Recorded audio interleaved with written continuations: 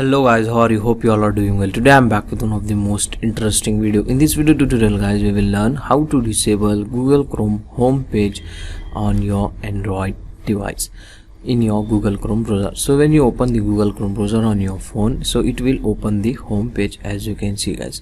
So now I want to change this. I want to set google.com as a home page in my Chrome browser.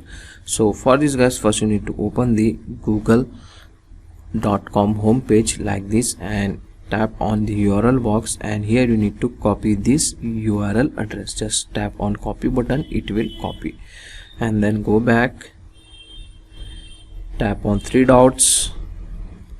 From here open the settings like this. In the settings guys, scroll down and find out home page and open it. Okay, and here guys you need to uncheck the Chrome home page and you need to select the custom URL and paste that URL in the empty box like this, and then tap on right arrow mark from your keyboard. Now close this, close your Google Chrome browser from the recent menu also, and when you open the Chrome browser in future every time, so it will open the google.com homepage as you can see guys. Okay, so this is the way to disable the Google homepage on your Chrome browser. So that's it today guys. Hope you enjoy this video.